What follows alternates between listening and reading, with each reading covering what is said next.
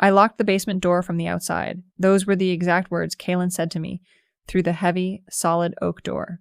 The words hung in the freezing air, sharp and jagged as broken glass, piercing through the ambient howl of the Minnesota winter wind outside. The heater is disconnected, he continued, his voice muffled by the thick wood, but entirely devoid of any recognizable human emotion. It was a flat, bureaucratic tone, the voice of a man confirming a shipping manifest. Enjoy the cold, Odessa. I heard the stairwell light switch click off, plunging the space beneath the door into absolute suffocating darkness. Then I heard the deadbolt, a heavy commercial-grade lock he had installed just 3 weeks prior, slide into place with a heavy, metallic thud that vibrated through the floorboards and straight into my bare feet. I was 32 years old, 8 months pregnant, my belly tight and heavy, with the phantom weight of a child who was suddenly, incomprehensibly, in mortal danger.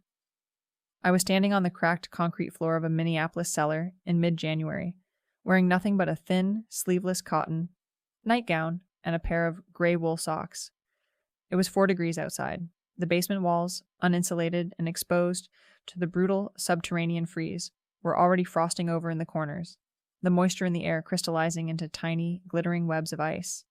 I could smell the ancient dry rot of the floor joists above me, mingling with the sharp metallic tang of cold concrete and my own sudden, acrid sweat. He's joking, my brain frantically whispered, a desperate internal monologue trying to rationalize the impossible. He's angry. He's throwing a tantrum. He'll open it in 5 minutes. But the silence that followed his retreating footsteps told a different story. He thought I would freeze to death down there, while he vanished into the endless, howling night. He thought the coal would do his dirty work for him, leaving no bruises, no contusions, no fingerprints on my throat. Just a tragic, accidental hypothermia. He didn't know I would find an old, rusted crowbar wedged behind the water heater.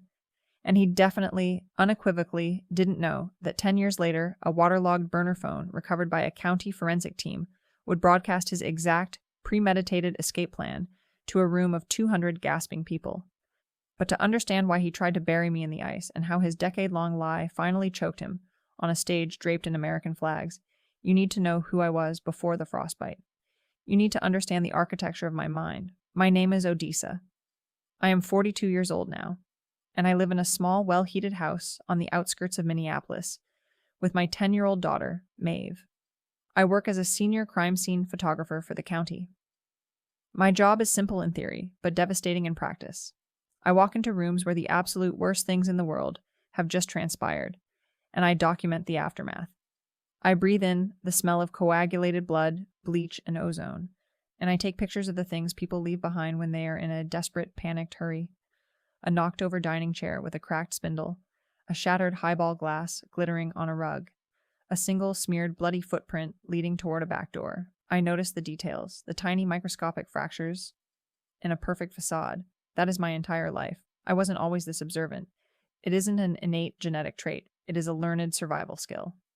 I learned it from my grandfather, Silas.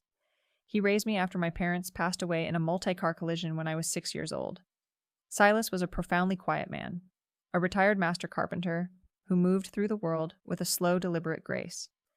He lived in an old, drafty Victorian house on Maple Street. It was the kind of house that groaned in the wind like a living creature, its floorboards settling with heavy sighs. The entire place smelled perpetually of freshly planed sawdust, lemon oil polish, and the peppermint hard candies he kept in his breast pocket. Silas taught me how to look at the world, how to strip away the obvious and focus on the hidden. We would sit on the wraparound porch in the humid summer evenings, the cicadas screaming in the oak trees, watching the neighborhood go by. He would drink black coffee from a chipped ceramic mug, and he would point things out to me. "Look at the Miller boy," he'd say, his voice a low, gravelly rumble.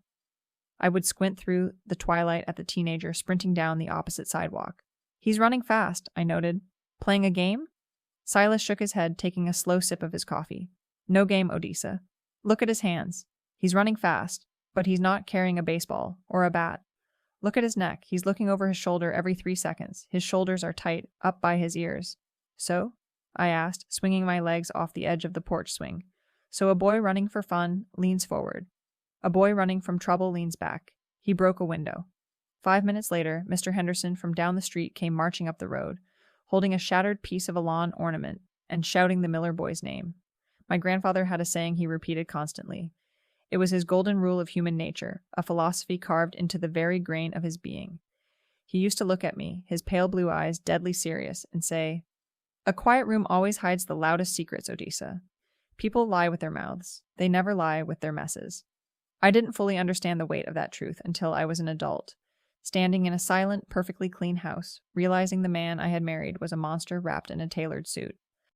That one thing about me? My deeply ingrained ability to be perfectly still, to silence my own panic and observe the quiet rooms?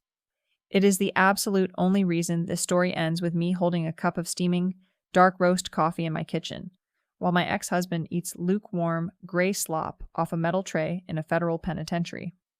I met Kaelen when I was 28 years old. It was late October, the kind of crisp, brilliant autumn day in Minnesota that tricks you into forgetting the brutal, bone-snapping winter is just weeks away. The sky was an impossible, bruised purple blue. I was at a rundown diner near the precinct, eating a late lunch after a particularly gruesome 12-hour shift. We had been processing a domestic homicide in a hoarding situation, and I was utterly depleted. I smelled faintly of chemical fingerprinting powder, sweat, and stale precinct coffee. I was sitting in a corner booth, staring blankly at the greasy sheen on top of my grilled cheese sandwich, feeling a hollow ache in my chest. Grandpa Silas had passed away 6 months prior from a sudden stroke, and the big Victorian house on Maple Street felt like a cavernous, echoing tomb. Kaelen sat 2 booths away, bathed in the sickly fluorescent light of the diner, yet somehow entirely immune to its unflattering glare. He was handsome in a very calculated, predatory way. He had a sharp, angular jawline, perfectly styled dark hair, with just a hint of silver at the temples, and these pale green eyes that seemed to lock onto whatever they wanted with the intensity of a laser sight. He was wearing a dark, tailored charcoal suit, looking entirely out of place in a diner that featured sticky laminated menus and red vinyl booths heavily patched with silver duct tape. He didn't just walk over, he paid for my lunch first. I watched him hand the exhausted waitress a $20 bill, point to my table, and then walk over to me. He slid into the booth opposite me without asking for permission, bringing with him the overwhelming scent of expensive cedar cologne and crisp, dry-cleaned wool.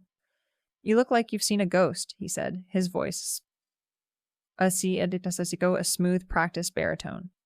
He flashed a smile that I now know he spent hours perfecting in the mirror. I blinked, pulling myself out of my exhaustion.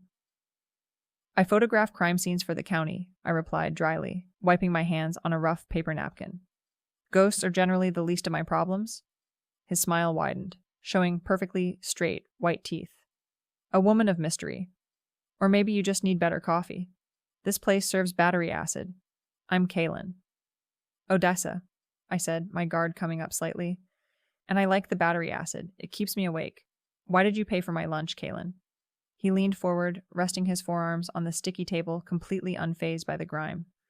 "Because I saw you walk in here looking like you were carrying the weight of the entire city on your shoulders, and because you have incredibly sad eyes. I thought a grilled cheese might help. Did it?" "It's a line," my brain whispered, a very smooth, very rehearsed line. But I was so exhausted, I was so profoundly, intensely lonely. The grief of losing Silas was a physical weight in my bones, and Kaelen was looking at me like I was the only person in the entire room. Like I mattered. "It's getting there," I murmured, taking a small bite of the sandwich. "Good," he said softly. "Let me take you to dinner tomorrow, somewhere that doesn't smell like old frying oil and despair." We started dating. At first it was intoxicating, a whirlwind of attention and affection that completely bypassed my normal analytical defenses. He told me he was a logistics manager for a mid-sized international shipping firm. That meant he talked a lot about supply chains, cargo manifests, offshore tariffs, and freight weight ratios.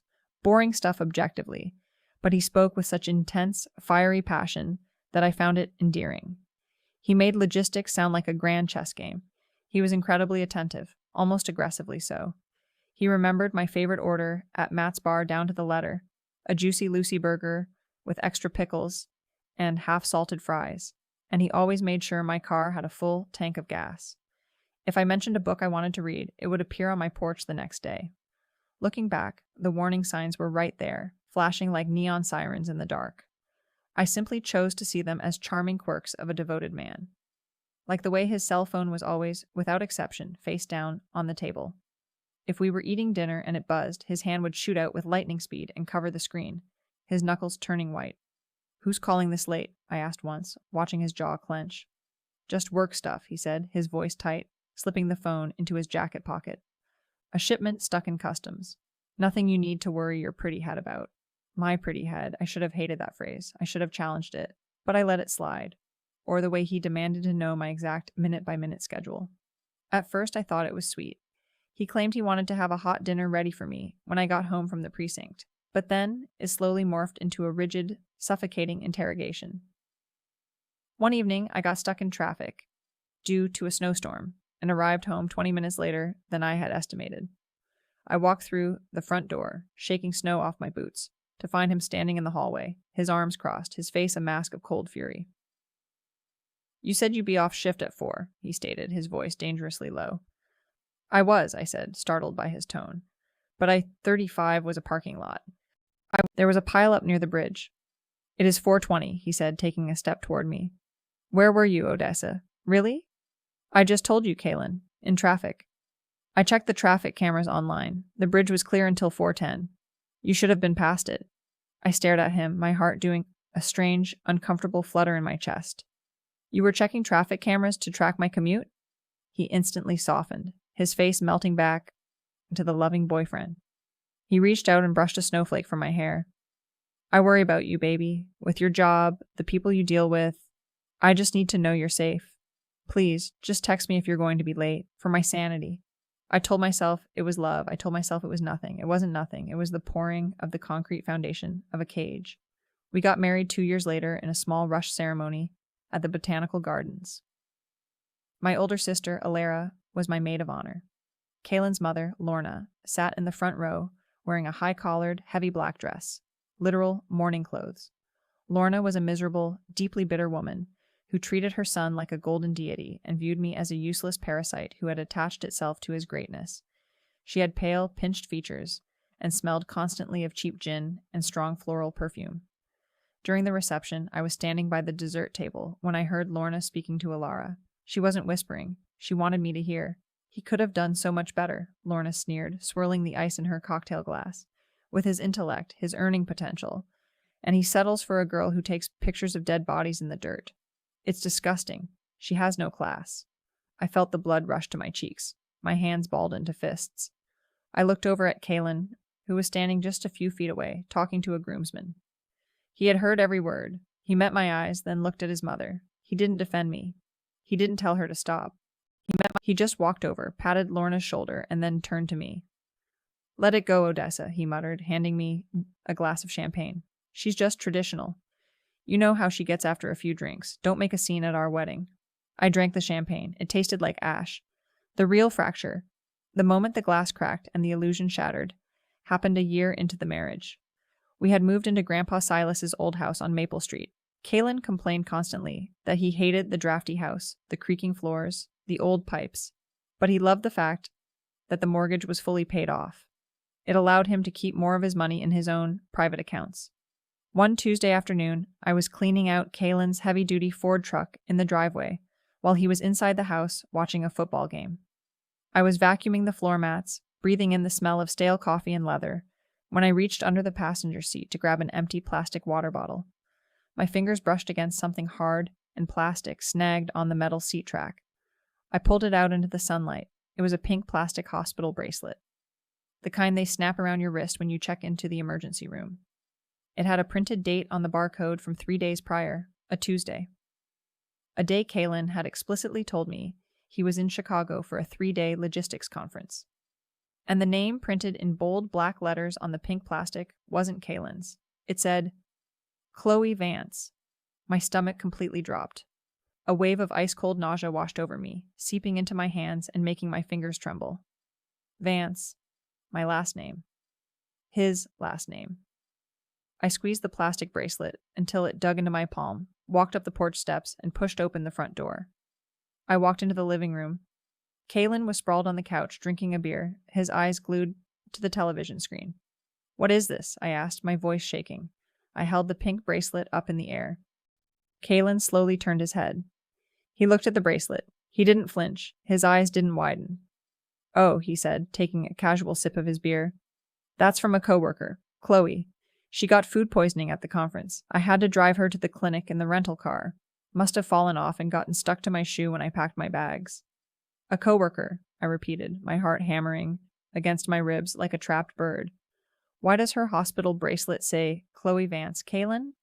He barely looked away from the television. Administrative error. The nurse asked who I was when I brought her in. I said I was Kaelen Vance, her ride. They must have put my last name on her intake form by mistake. It's a busy clinic in Chicago, Odessa. People make mistakes.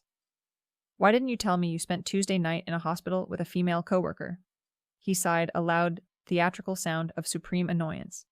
He finally muted the TV and looked at me, his pale green eyes flat and hard.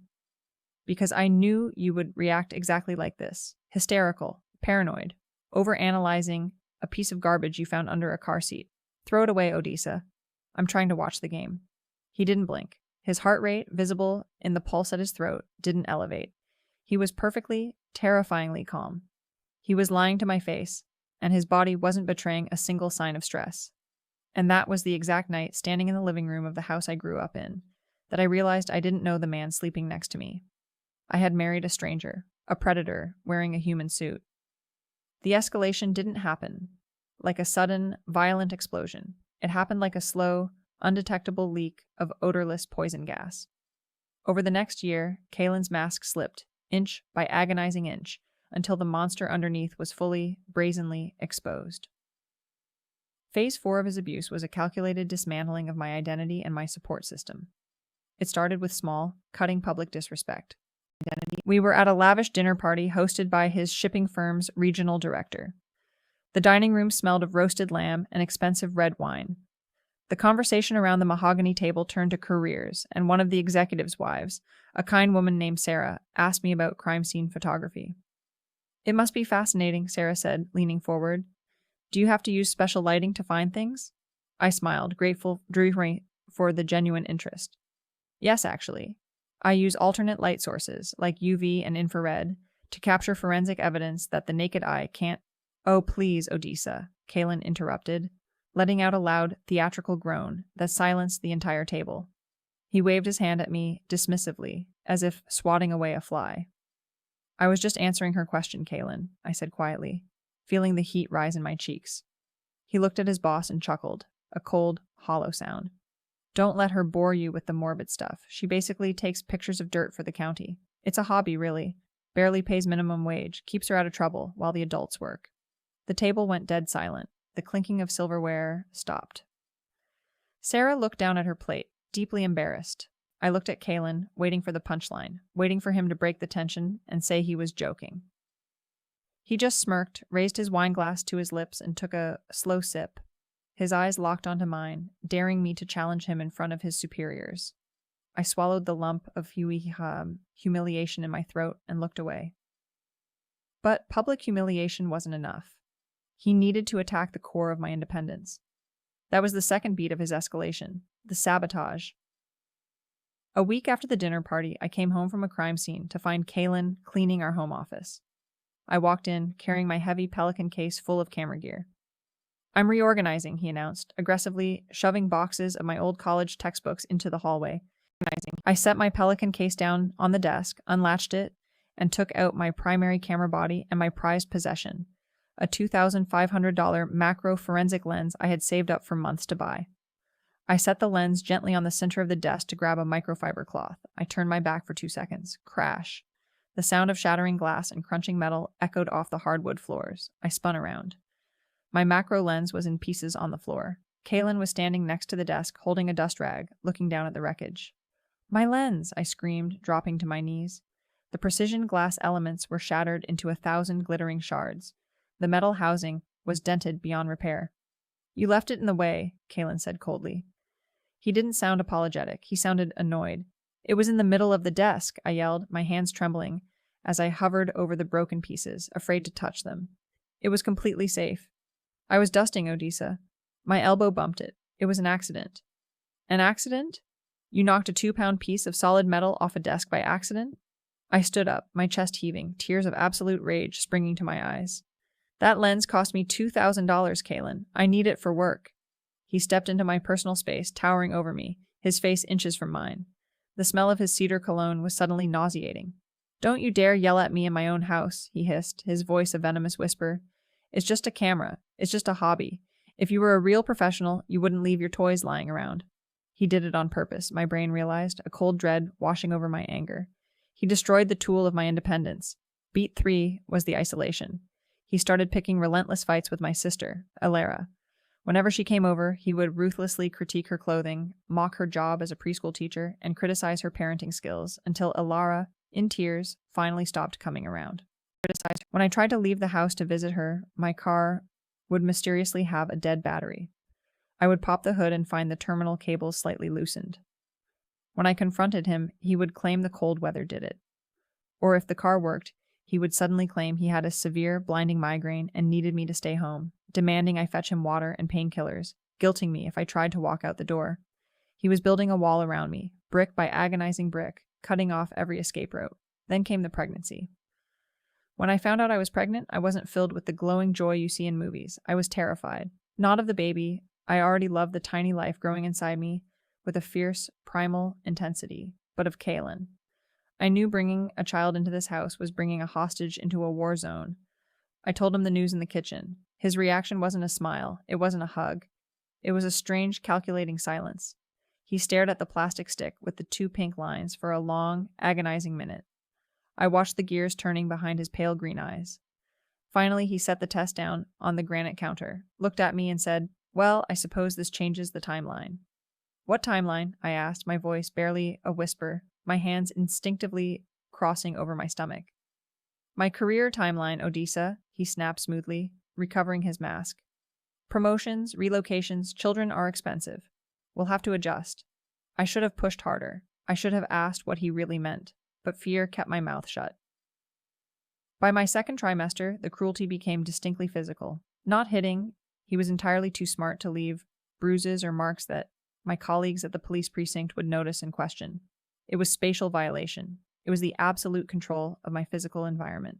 One stormy afternoon in November, I came home from work, driving through a torrential, freezing rainstorm. As I pulled into the driveway, my headlights swept across the front lawn. Sitting in the mud, being absolutely battered by the freezing rain, was Grandpa Silas's heavy, antique oak workbench. The bench Silas had taught me to carve wood on, the bench that smelled of my childhood. I slammed the car into park, threw the door open, and ran across the soaked lawn, the rain instantly plastering my hair to my face. The wood was already swelling, the varnish peeling under the assault of the storm. I ran inside the house, panicked, leaving muddy footprints on the rug. "Kaelen!" I screamed. "What are you doing? That's Silas's bench." I found him in the basement. He was casually sweeping the concrete floor with a push broom. He didn't even look up when I clattered down the wooden stairs. "It was taking up space," he said, his voice echoing in the barren room. "I need this area clear." "For what?" I demanded, sobbing openly now, the tears mixing with the rainwater on my face as I thought of the antique wood rotting in the mud. "It's been down here for 40 years. "For storage," he snapped, finally looking up and glaring at me. "Stop being so emotional. You're acting crazy. It's just old junk. You need to focus on the baby, not dead people's trash." He systematically moved all of my grandfather's things out over the next week. He threw away the old tools, the jars of nails, the woodworking manuals. He cleared the basement completely, stripping it down to the bare, frosted concrete walls, leaving it a barren, echoing cavern. Then, 2 days later, he installed a lock on the basement door. Not a standard doorknob lock, a heavy-duty commercial deadbolt. And he installed it on the outside of the door, the hallway side. I stood in the hallway, my pregnant belly resting against my hands, watching him drill the final screws into the strike plate. "Why did you put a lock on the outside of the door?" I asked him, my heart suddenly hammering a frantic rhythm against my ribs. A primal alarm bell was screaming in the back of my skull. He wiped sweat from his forehead, turned to me and smiled. It was a cold, dead smile that didn't reach his eyes. "For safety, Odessa," he said softly, patting my shoulder as he walked past me. "Once the baby is walking, we don't want them tumbling down the steep stairs, do we? Just being a good father." It made logical sense. It was a perfectly reasonable explanation that I could not argue against without sounding paranoid. But my gut screamed at me. I felt physically ill. I didn't know it then, but this habit of his, preparing the stage, organizing the logistics of his abuse, would be his ultimate downfall. The psychological humiliation peaked at my baby shower in early December. Lorna had insisted on hosting it at her pristine, suffocating house. I was 7 months pregnant, deeply exhausted, and my ankles were swollen to the size of grapefruits. Lorna's house was a sensory nightmare. The thermostat was set to 80 degrees. The air was thick with the smell of potpourri, and every piece of furniture was covered in stiff, crinkling, clear plastic.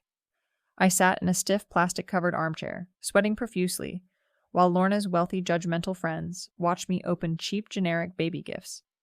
Lorna stood directly behind my chair, her bony hands resting heavily on my shoulders, her perfectly manicured acrylic nails digging into my collarbone like vulture claws. "We are just praying every night that our Kaelen can handle the stress of this," Lorna announced loudly to the room, interrupting me as I opened a package of diapers. "He works so incredibly hard to provide for this family. And Odessa, well, she's not exactly maternal, is she?" The women in the room offered polite, uncomfortable titters. Lorna's grip on my shoulders tightened. Taking pictures of blood and dirt all day, surrounding herself with death. My shoulders. "I told Kaelen last week," I said, "Kaelen, you are going to have to do the heavy lifting with this child. She simply doesn't have the temperament for motherhood." I stopped breathing. The room spun slightly. I looked across the stifling living room at Kaelen. He was leaning casually against the doorway leading to the kitchen, his arms crossed over his chest, holding a glass of scotch. He caught my eye. He didn't frown. He didn't look angry at his mother. He simply nodded, a slow, deliberate nod of agreement with her assessment of my uselessness. A wave of pure, white-hot adrenaline flushed through my system. I stood up so fast the armchair screeched against the hardwood floor. I dropped a pair of tiny, yellow baby socks onto the carpet. "I need some air," I whispered, my voice trembling with rage. I walked out of the house, out into the freezing December snow, without my coat. Kaelen didn't follow me. Nobody followed me. By January, I was 8 months along. The Minnesota winter had set in with a brutal, unforgiving ferocity that felt almost personal. The local news stations were broadcasting constant, dire warnings about a massive polar vortex descending from Canada. Wind chills were dropping to 30 below zero. The world outside was a frozen, lethal wasteland. It was a Tuesday night, January 14th. I will remember the sensory details of that date until the neurons in my brain physically stopped functioning. Kaelen had been acting erratic, almost manic, all week. He was constantly packing cardboard boxes, making hushed, frantic phone calls in the detached garage, and his pale green eyes had a wired, terrifying energy. Whenever I walked into a room, he would snap his laptop shut. He told me he was reorganizing the attic to make room for baby clothes. Around 8 p.m., the wind was howling violently against the aluminum siding of the old house, rattling the window panes in their frames. I was in the kitchen, seeking warmth. I was making a cup of chamomile tea, wearing my thin cotton nightgown and a pair of thick, gray wool socks. The house was quiet, save for the storm outside. I heard heavy footsteps. Kaelen walked into the kitchen. I turned around, the steaming mug in my hands, and froze. He was fully dressed for the blizzard. He was wearing his heavy, black, waterproof winter parka, thick insulated snow boots, and thick leather gloves. Indoors. "I need you to come look at something in the basement," he said. His voice was entirely flat, devoid of any emotion, devoid of humanity. I frowned, confused by his attire. "Kaelen, I'm tired. My back hurts. It's freezing down there. Can it wait until tomorrow?" "No," he said, taking a deliberate step toward me. His eyes were wide and dark. "It can't wait. Come downstairs. Now." There was something in his posture, a coiled, violent tension in his shoulders, the way his gloved hands twitched at his sides, that made my breath catch in my throat. My instincts, honed by years of walking into rooms where violence had just occurred, screamed at me to run out the back door. But I was 8 months pregnant, slow and exhausted. I put the ceramic mug down on the counter. It made a loud clink. I followed him out of the kitchen. We walked down the narrow, dimly lit hallway to the basement door. He reached out with a gloved hand, turned the knob, pulled the heavy oak door open, and flipped the light switch. The bare, swinging bulb illuminated the steep wooden stairs descending into the concrete gloom. "Go on," he said, stepping aside, gesturing for me to go first. I hesitated, my bare arms covered in goosebumps. "Kaelen, what is going on?" "Just go down the stairs, Odessa," he commanded, his voice dropping an octave, carrying a threat of physical force. I stepped onto the first wooden stair. It creaked under my weight. Then the second. The air down there was instantly, shockingly freezing. The basement had no central heating. It was entirely reliant on the ambient heat of the house bleeding down and a small electric space heater we usually kept plugged in near the stairs. I reached the bottom of the stairs, my wool socks sinking into the icy grit of the concrete floor. The cold immediately bit into my bare legs. I wrapped my arms around my pregnant belly, shivering violently, and turned around to look up at him. "What is it?" I asked, my teeth beginning to chatter. "What do you want me to look at? There's nothing down here." Kaelen didn't step down. He stood at the absolute top of the stairs, framed in the doorway, looking down at me like a god observing an insect. His face was a mask of absolute, chilling indifference. "Nothing," he said quietly. He reached over and flipped the light switch off. The basement plunged into a pitch blackness so thick it felt like a physical weight pressing against my eyeballs. "Kaelen!" I yelled, my voice cracking with sudden panic. I took a blind step up the bottom stair, my hands gripping the wooden railing. "Turn the light back on." Then came the words that would define the rest of my life. "I locked the basement door from the outside. The heater is disconnected. Enjoy the cold, Odessa." The door slammed shut with a concussive boom. The heavy commercial deadbolt clicked into place with a sickening finality. I stood there in the absolute dark, the reality of it washing over me like a bucket of ice water. For 3 seconds, my brain refused to process it. He locked me in. He turned off the heat. It is 4 degrees outside. Then, the primal, blinding panic ripped through my chest, tearing away all logic. "Kaelen!" I screamed, a raw, guttural sound that tore at my vocal cords. I scrambled up the steep wooden stairs in the pitch black, tripping over my own feet, my shins slamming painfully against the sharp edges of the steps, my pregnant belly bumping hard against the railing. I reached the landing and threw myself against the door. I hit the solid oak with my bare fists, the impact sending shock waves of pain up my forearms. "Kaelen, open the door. This isn't funny. Open the goddamn door." Silence. I pressed my ear flat against the freezing wood of the door. I strained to hear over the sound of my own ragged, hyperventilating breaths. I heard his heavy boots walking away, down the hardwood hallway. Squeak, squeak, squeak. I heard the front door open, the sudden, violent howl of the winter wind rushing into the house, and then the heavy slam of the front door shutting. I was alone. The temperature in the basement was dropping with terrifying rapidity. Without the house heat bleeding down, and with the outside temperature at a lethal 4 degrees, the uninsulated concrete walls were essentially operating as a deep freezer. I was in a thin cotton nightgown. I had no body fat left. It was all sustaining the child. My physiological breakdown began within 10 minutes. First, the violent, uncontrollable shivering started, my jaw locked, my teeth chattering so violently I thought the enamel would crack and splinter in my mouth. The blood in my extremities began to retreat, rushing to my core to protect my organs and the baby. My fingers went numb, turning stiff and useless. My toes, even inside the wool socks, began to burn with the agonizing prickle of encroaching frostbite. I sat on the top stair, curling into a tight fetal ball, wrapping my numb arms desperately around my swollen belly, trying to preserve whatever microscopic core heat I had left from my child. Every breath I exhaled plumed into the dark air, falling back onto my face as freezing mist. I am going to die, I thought, the tears freezing on my cheeks, pulling the skin tight. He really did it. He murdered us. My vision began to swim with dark spots. The lethargy of hypothermia was creeping into my brain, whispering sweet, seductive lies about how nice it would be to just close my eyes and sleep. Then, cutting through the freezing fog of my dying mind, my grandfather's gravelly voice echoed in the darkness. "A quiet room always hides the loudest secrets, Odessa. People lie with their mouths. They never lie with their messes." My eyes snapped open in the pitch black. I forced myself to stop crying. I bit down on my lip until I tasted the hot, metallic tang of my own blood, using the sharp pain to focus my mind. I forced my hyperventilating breaths to slow down. In, out, in, out. I closed my eyes. It didn't matter. It was completely dark anyway. And I mapped out the basement from memory. I visualized the space. Silas's heavy oak workbench used to be against the far north wall. Kaelen had cleared everything out, but behind where the workbench used to be, tucked into a dark, inaccessible alcove, there was an old rusted water heater that hadn't worked since the late 90s. Plumbers had bypassed it, leaving the heavy iron tank sitting there to rot. And Silas, in his chaotic genius, always kept stray tools wedged in the weirdest, most inaccessible places. I forced my screaming, frozen muscles to move. I stood up on legs that felt like wooden stilts. I moved blindly down the stairs and out into the pitch-black void of the basement floor.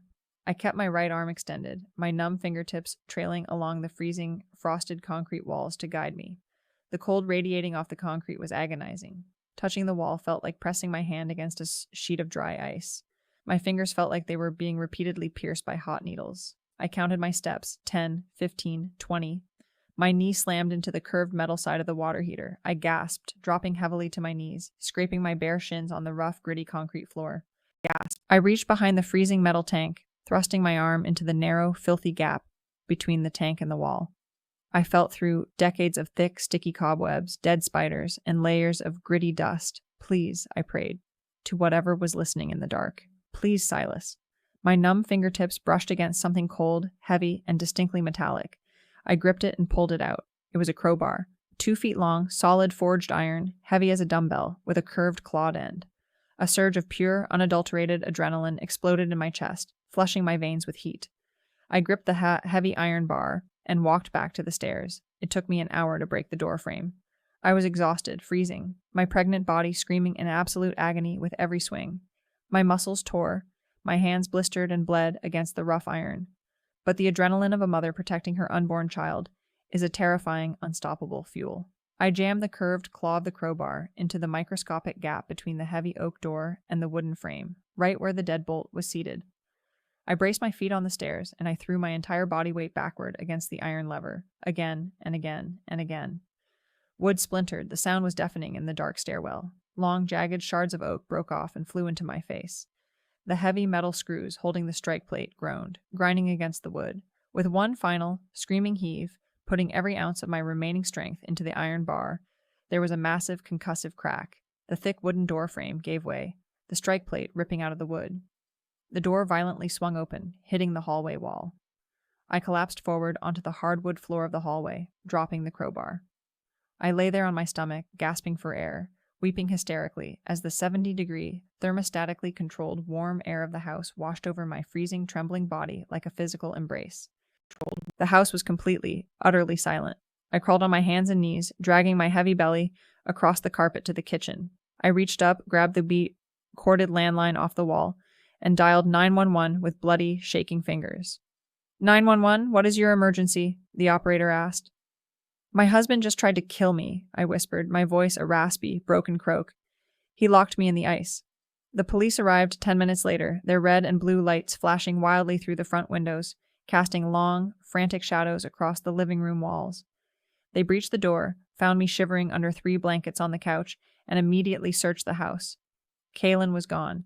His heavy-duty truck was missing from the driveway. His side of the master closet was completely empty.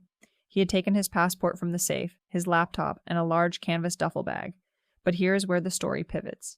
Here is where Kaelen's perfect calculated logistics plan hit a snag he couldn't control. 2 days later, the police found Kaelen's truck abandoned near the edge of the Mississippi River, near a desolate stretch of industrial docks. The driver's side door was wide open, the interior buried in snow. There was a substantial amount of smeared blood on the steering wheel and the driver's seat. His leather wallet, containing his ID and credit cards, was sitting conspicuously on the passenger seat. Detective Harris, a seasoned, weary homicide cop I had worked with closely at the precinct for years, came to my house.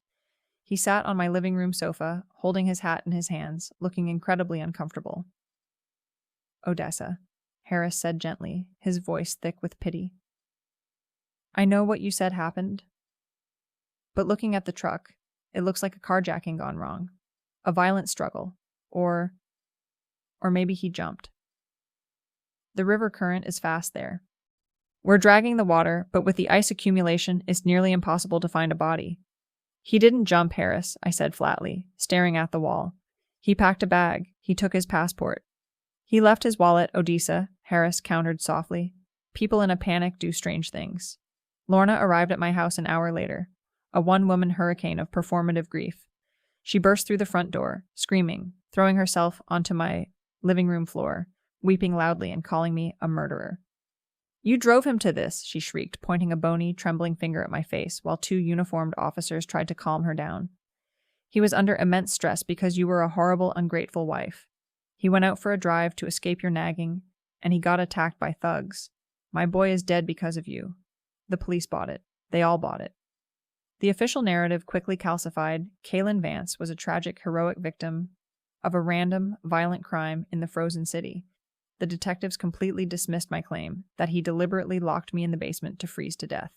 They patronized me. They said I was hysterical from pregnancy hormones, that the old wooden door was simply swollen and jammed in the damp cold, that Kaelen had run out of the house in a panic because of an unrelated work crisis and met a tragic end. I didn't scream. I didn't argue. I didn't waste my breath trying to convince men who had already made up their minds. Because what nobody knew, what I kept locked tightly behind my teeth, was that 3 days after the basement incident, while driving myself cautiously to a prenatal checkup, I saw something. I was stopped at a red light 2 blocks from our house. The snowplows had pushed massive, dirty mounds of gray slush to the curbs. I looked to my right, staring blankly at a grated storm drain. Sticking out of the metal grate, fluttering weakly in the freezing wind, was a small torn strip of heavy, black, waterproof fabric.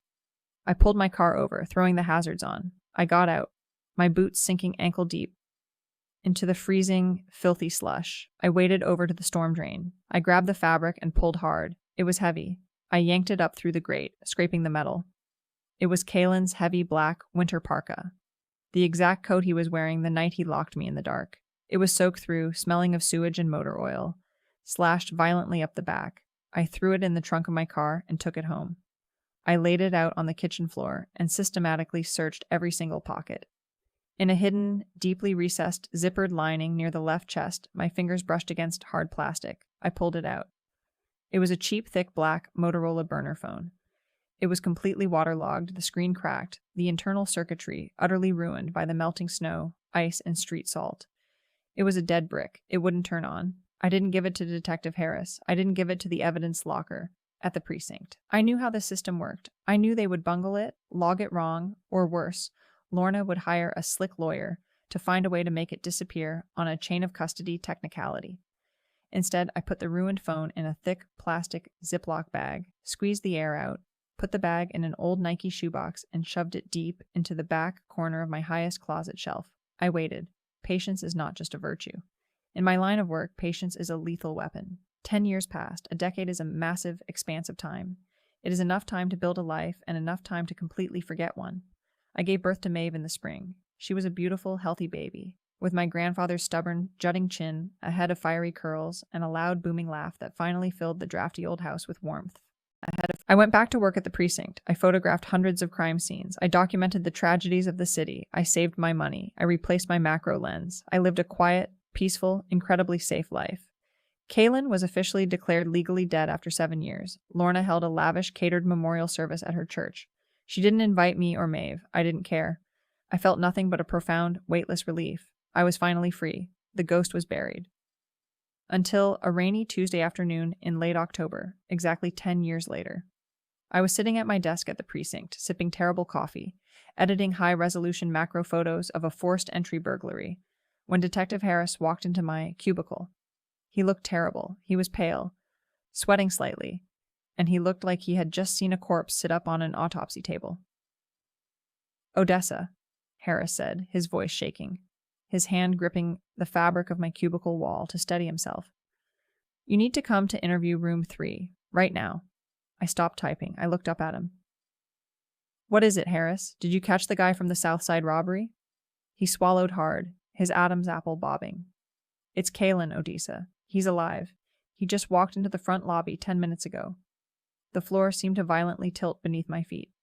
A rushing sound, like a waterfall, filled my ears. I stood up slowly, my legs feeling numb.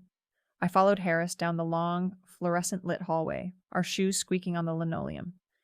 We stopped in the observation room, standing in the dark behind the two-way mirror of interview room 3. I looked through the glass. And there he was, Kaelen, 10 years older. The sharp jawline was hidden beneath a scruffy, untamed beard. The silver at his temples had spread to consume his dark hair. His clothes were cheap, stained, and worn thin. He was doing an absolutely incredible, Oscar-worthy acting job of looking profoundly traumatized.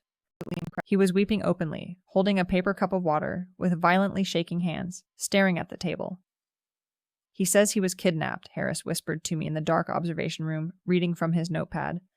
Says a cartel trafficking ring grabbed him near the river docks that night, tossed him in a van, smuggled him down to Mexico, and held him hostage on a remote compound for 10 years as forced labor. Says he finally found a weak spot in the fence, escaped 3 weeks ago, and hitchhiked all the way back across the border. He wants to see you. He's begging to see his daughter. I stared at Kaelen through the thick glass. I watched his shoulders heave with fake sobs. I didn't feel fear. I didn't feel shock. I didn't feel the paralyzing panic I felt in the basement.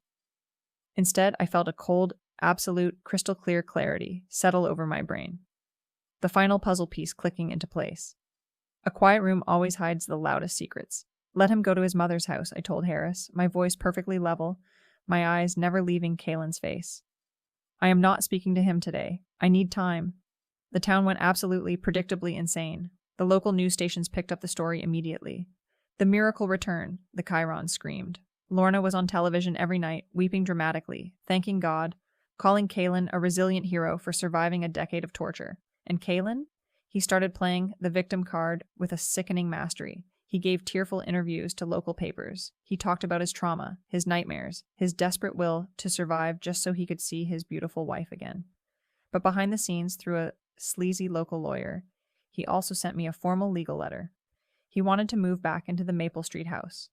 He wanted half of my accumulated county pension. He demanded full visitation rights to Maeve.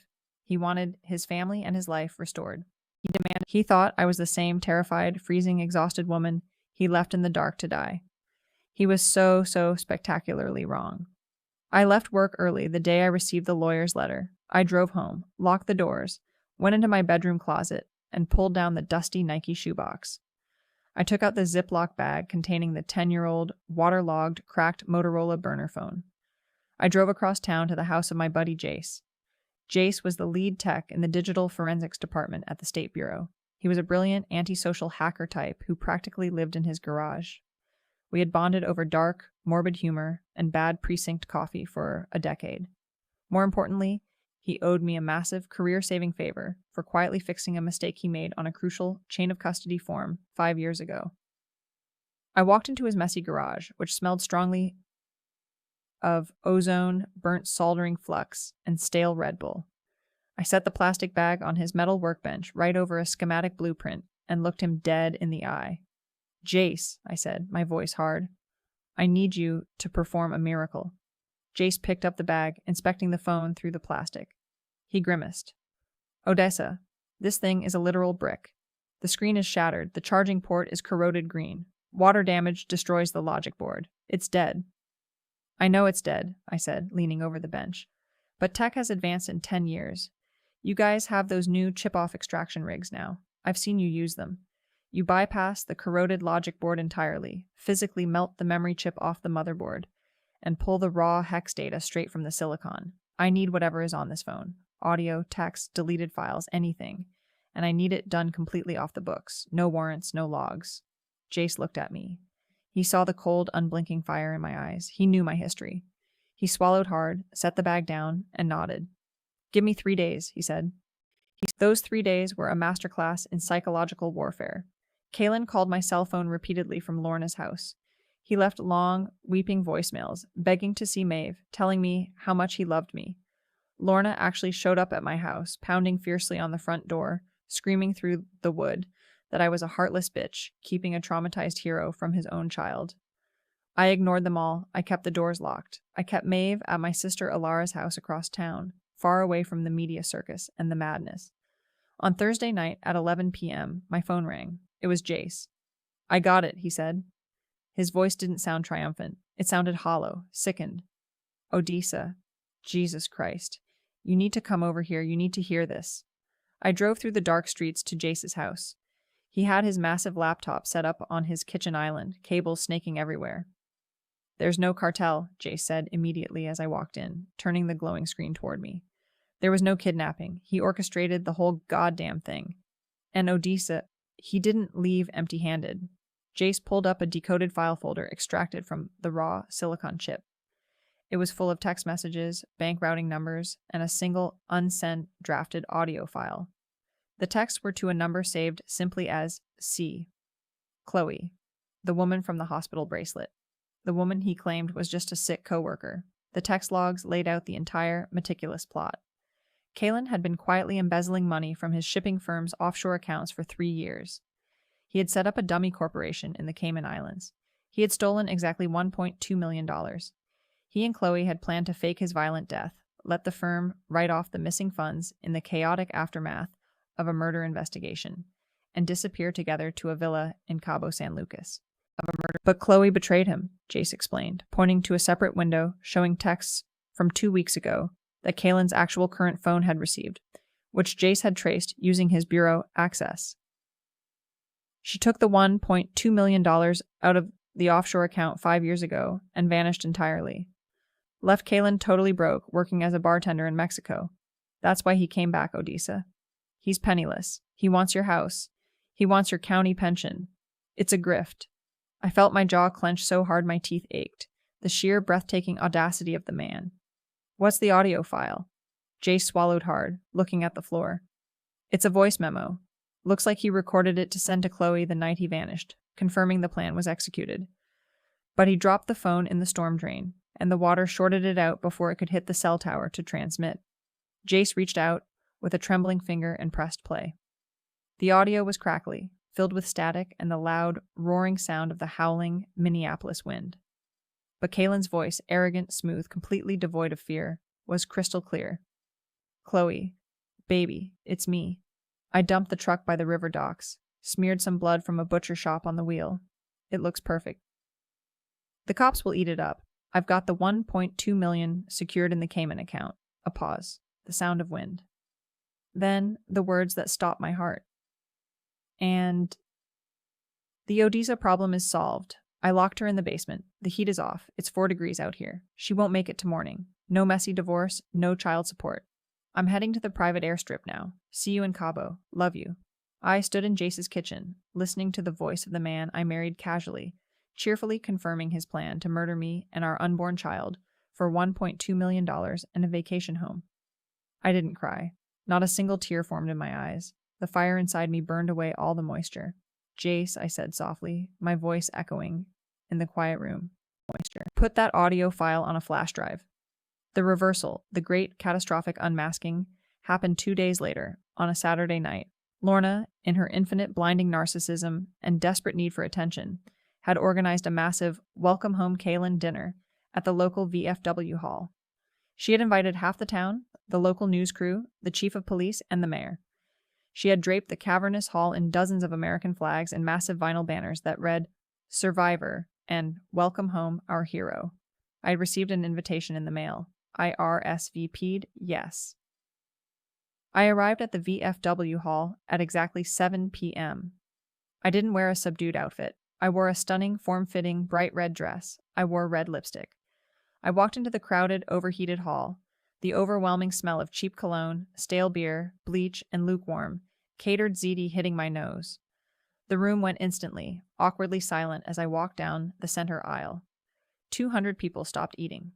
They whispered behind their hands, watching the estranged wife approach.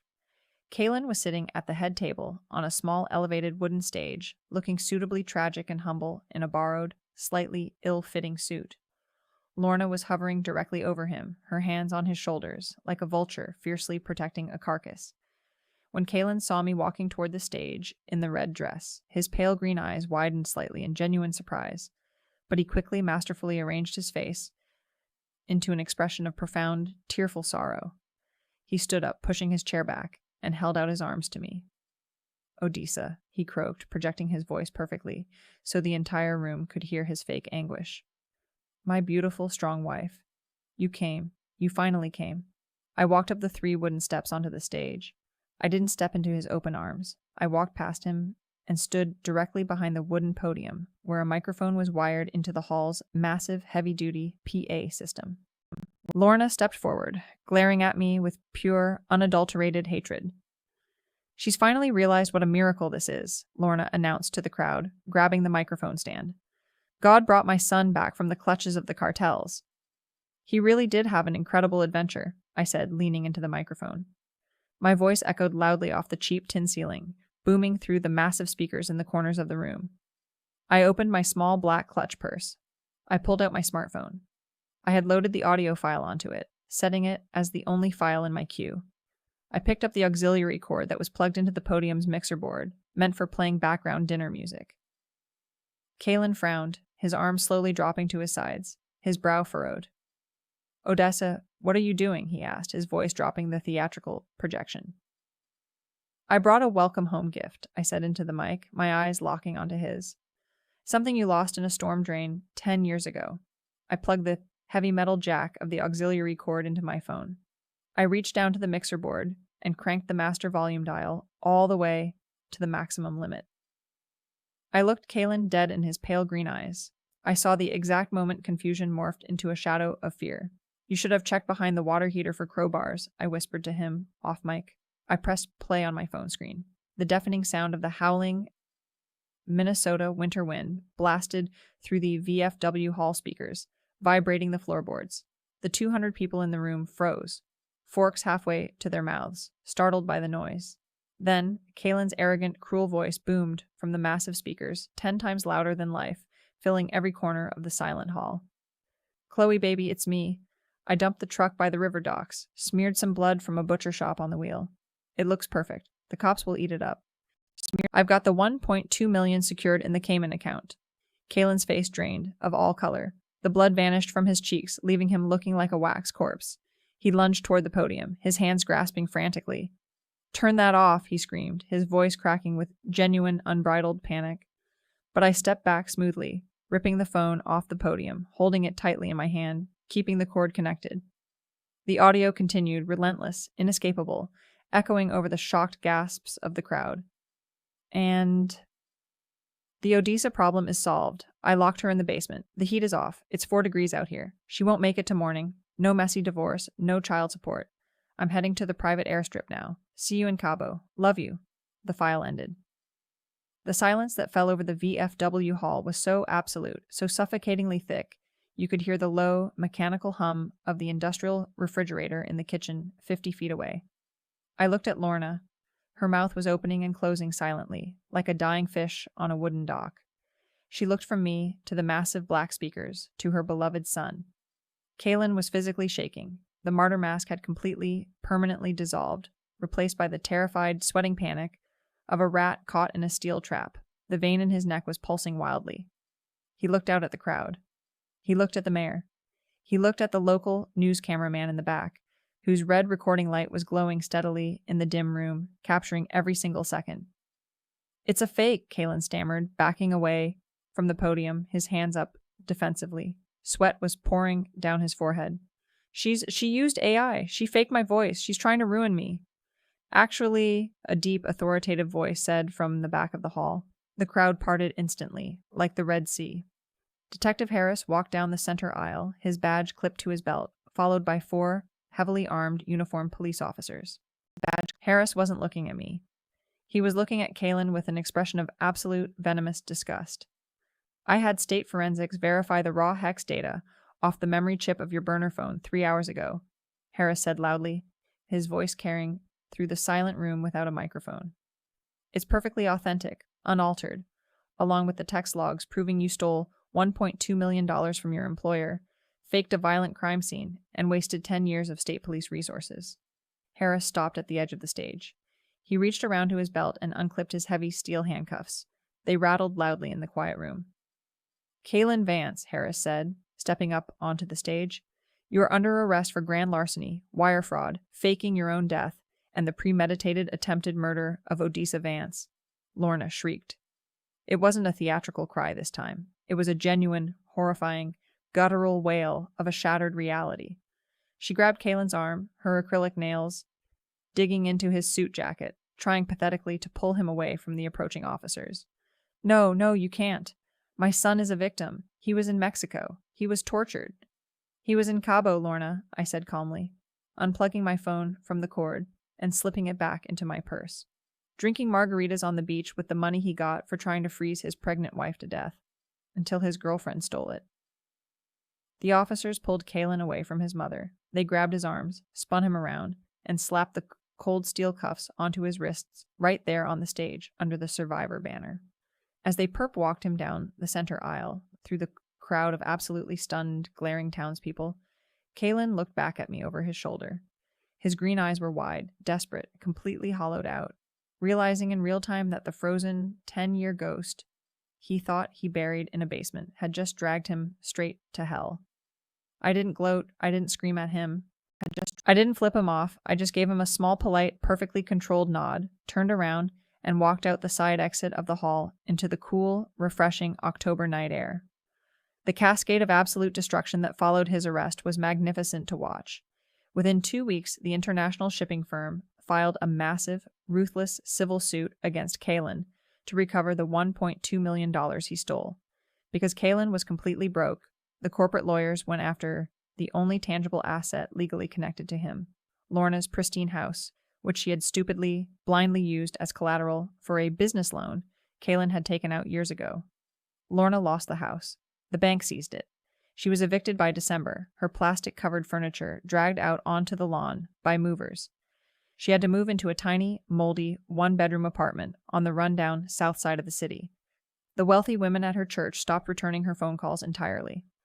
Kaelen's criminal trial was incredibly short. The digital forensics extracted from the silicon chip were ironclad. The defense attorney tried to argue that the audio was taken out of context, a morbid joke.